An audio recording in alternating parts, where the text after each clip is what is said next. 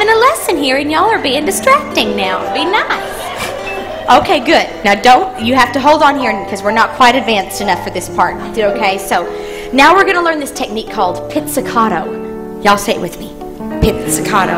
This means to pluck in Italian. So you're going to take the index finger on this hand, and you are going to pull this top E string. Just give it.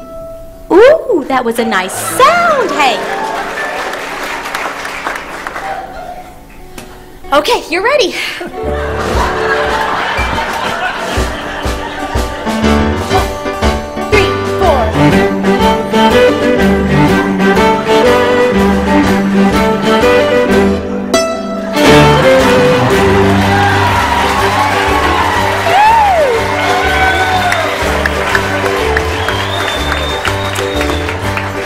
Hank, you have impeccable timing. That was perfect.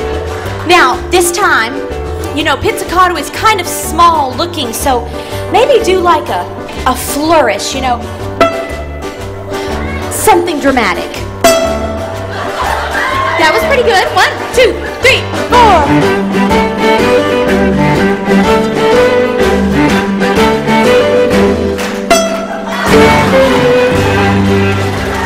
Wow! Are y'all liking this? Wow! I think perhaps you missed your calling. Now we're going to do it one more time. But I want you to help me think, Hank, because we need something to just send it over the edge.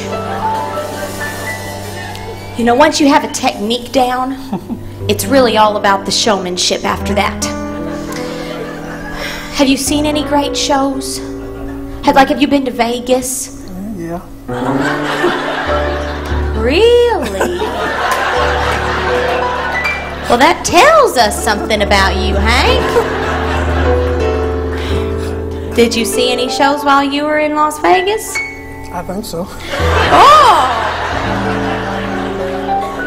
Well, I don't know if any of those shows had that, but I was thinking about maybe, have you seen like the Rockettes on TV? They're in New York though, you know, but they do a step kick. Have you ever done a step kick? Well, probably not. Okay, well, we could try it. It's pretty easy. Step, kick, step, kick. You want to try? Kick, kick. Oh, very good. Now the only thing I have to do is move this cord behind your foot because I can just see a nightmare happening right there with that cord. So, this is what I vote for, okay? We're going to do the step kick, and we're going to do it while we're playing the main melody, okay? We're all going to do it together. It's going to be like one long row, okay? It's going to be very impressive looking. And then when it comes time, you're going to do the pluck, and the big flourish is going to be very dramatic. And when that happens, the crowd will go wild, I guarantee you. It always happens at that point. So, if there's any crowd here, I doubt they can all get out of the door in that amount of time, so we're safe. Now, the only thing is, we've lost our form a little bit. Yep. Yeah, you got to stay over the black part. Now, remember, up tall, tall, tall. Very good, very good. Now, just let this relax just a little bit. Yeah, don't be too nervous. It's okay. So again, just...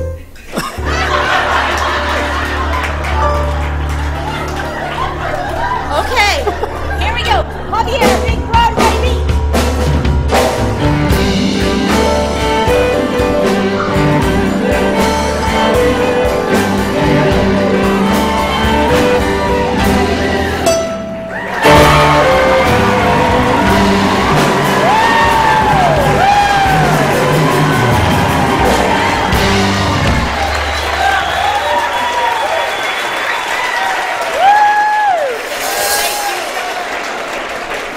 One more time, y'all give it up for Mr. Hank Wagner.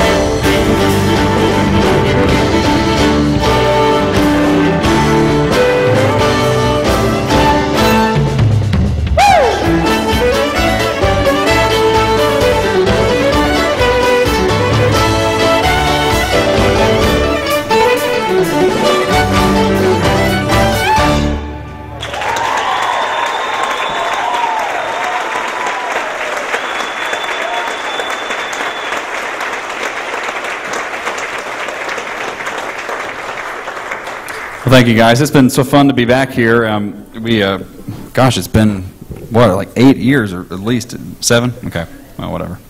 7, 8. It's a long time since we've been here, and it's great to see Mark and Marilyn and Todd and all the folks here again.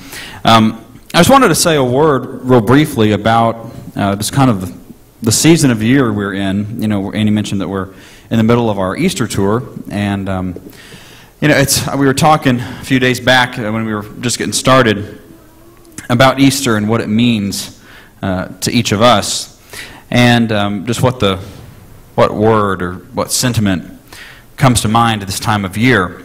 And by far the preeminent emotion or feeling or idea that came to our minds was hope. And I think Easter really is the season of hope. There's a reason it's in spring. It's when new life, like the dogwood, it's when new life comes out of a winter. And it's amazing to look back at the life of Jesus and look at how the world had gone into a winter. The belief in even the old religions of the pagan world was really dead. Atheism was rampant. Belief had died, basically. There were a few pockets where forms of religion, like the Pharisees, still held a crust, but as Jesus said, it was a tomb full of men's bones, whitewashed. And it's amazing to see how the birth of a baby, and then 30 years, which in the scope of the world, it's so small. It's like one dot on a page of history that transformed everything. And it is because of hope. Hope, that's that little tiny seed that when planted, when that seed died and fell into the ground, as Jesus said, one seed that falls into the ground and dies reaps a new harvest. Easter is when we celebrate the harvest of new life that grew up out of the death in the ground of Jesus. Because after he was laid in the tomb, and it says he descended into hell, then rising again, we have the reason for everything we do, for everything we are, the reason we're here, the reason Mark and Marilyn have this facility. It's because of the hope of the resurrection. Because as Paul said, without the resurrection, nothing else matters. It's because of the resurrection that we remember his death. Because the resurrection showed that he had not only been given authority to perform the miracles, to do the works he did on earth. The resurrection showed that he had, as he said, been given the power to lay down his life and to take it back up again. The power to conquer the grave. And it's that power that we celebrate at Easter, because that power lives and can live inside of each one of us. And it is an amazing reality, an amazing thing to realize when you realize that power, the power to undo the curse, the power to give hope to a creation that was groaning in its bondage to decay, that we can be released. As creation is being released. That as the world will be made new again when we're reborn, that we can be born again as new creatures. It's that resurrection that gives us hope. And it's important to remember that hope is not merely the feeling or the emotion that we sometimes think of it as today. Say, well, I hope that happens, but I'm not really sure. It means something you want but are not sure of. That's not what the word originally meant. The word, it's an old Anglo-Saxon word, hope. And it literally means that it's the knowledge of an assurance. Your hope is what you stake everything on because you're sure of it. And that's why it is in us, Christ in us, our hope of glory. It's our assurance of glory. It's the proof in the pudding. And that is why for now 2,000 some odd plus years, we still are celebrating the one day that changed everything. Everything we know and everything we don't know. Everywhere we've been and everywhere mankind has never dreamed of going, until we can follow him up there after the ascension, wherever he went. But that is why we are here. And so that's just the thought that we want to leave with you as we dedicate this special week, this holy week that we are celebrating, as we remember his passion, the death, the burial, and his glorious resurrection.